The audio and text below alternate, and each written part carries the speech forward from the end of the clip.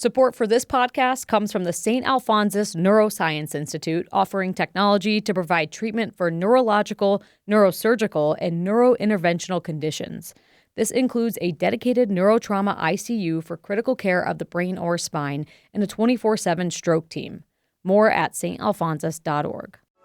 Since Boise State Public Radio was founded, students have been an integral part of day-to-day operations. Hi, this is Sabin, and I'm an intern in the programming department at Boise State Public Radio. Working here as a student has provided me with the space to learn about journalism and the technical side of radio in a very hands-on manner. You can fund our student programs with your generous gift on Bronco Giving Day. Learn more and support at boisestatepublicradio.org. From Boise State Public Radio, this is The Connector. It's Idaho's Daily News. Good morning. I'm George Prentice. The Idaho Legislature is weighing in again on same-sex marriage. We've got a story. And should it be the law in Idaho that people just can't linger in the left-hand lane when you're driving? Not just to pass, but they just stay there? We'll have that story. It is Wednesday, the 4th of March. Here we go with today's stories. We begin with a story on affordable housing, or the lack thereof, in the Treasure Valley. We have a new poll from Change Research. They've heard from more than 800 voters in Boise in mid-February. Nearly 9 in 10 of those voters, across party lines, said housing affordability continues to be a serious problem. The poll also found that more than 3/4 of Boise voters have personally experienced or watched a family member or a friend struggle with securing affordable housing. And by no coincidence, the poll is coming out before next week's session of the Boise City Council, when there will be a public hearing on proposed updates to the city's zoning code. Now to the Capitol, where we're approaching the point of the legislative session where proposed bills are becoming much more specific and more unique. GOP Representative James Petsky of Meridian stood before fellow lawmakers yesterday. He's proposing a measure concerning a mobile store that would sell cigars.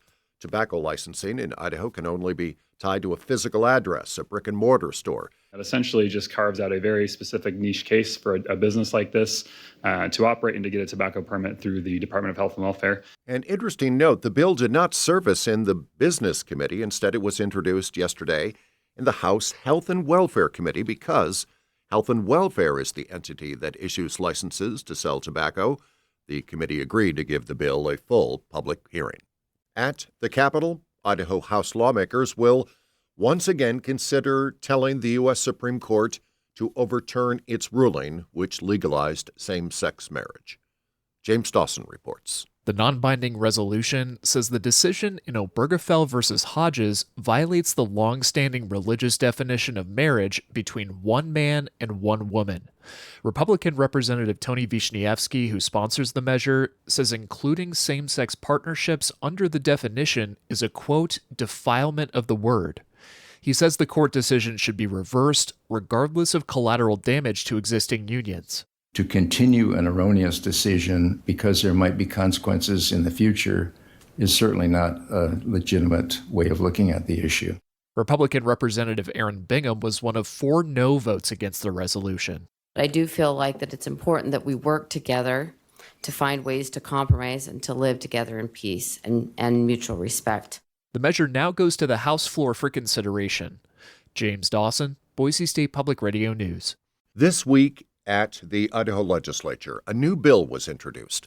It would forbid Idaho's public school students from having an excused absence if they wanted to participate in a demonstration or even testify on a bill at the State House. Indeed, a student protest in Boise grabs a fair amount of attention from the media and the legislature, but there are also student demonstrations in cities all around Idaho. There was one just this week in Latah County. Rachel Sun is with Northwest Public Broadcasting. No ICE, no KKK, no fascist USA. 17-year-old Basil Carter says Monday's anti-ICE protest was bigger than a similar one held in protest of the Trump administration last year.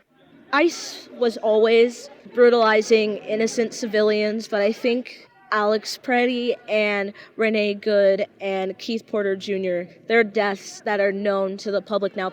16-year-old Michaela Gentry spoke to the crowd. Not being educated is not an excuse anymore. It is not okay to see these things happening on the news and just pass it off and pretend like it's not happening. Gentry says she used to support ICE, but no longer does. This is what democracy looks like. In Moscow, Idaho, I'm Rachel Sun. Now to the Capitol, something to think about during your morning drive. Senate Bill 1340, coming from GOP Senator Mark Harris. It is something that he says is common sense. You know, ever since I've been driving and learned how to drive in driver's ed and stuff, it was always common knowledge, I thought, that you should always pass on the left. So it is something that most drivers do, but this bill would make it a part of Idaho law. Michael Kane is a spokesperson for AAA Idaho. Those of you that have been on the freeway between here and Twin, passing a long, long line of cars on the right, and then a semi comes whipping in front of you and slows down, you know how dangerous that can be, especially when you have somebody coming up behind you at 80, 85 miles an hour.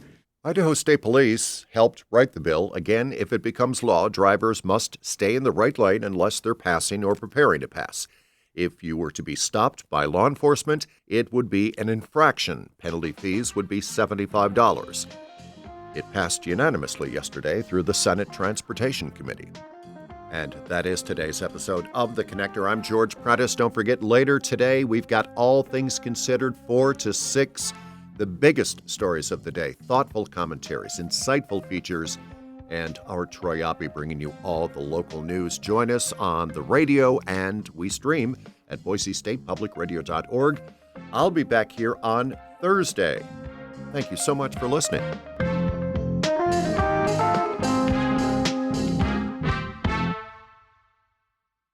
How's everybody doing? You guys all right? Boise State Public Radio and Duck Club Entertainment present the Charlie Hunter Trio. Charlie Hunter, ladies and gentlemen. Wednesday, March 18th at the Shrine Social Club in Boise. Blending jazz, funk, blues, and rock.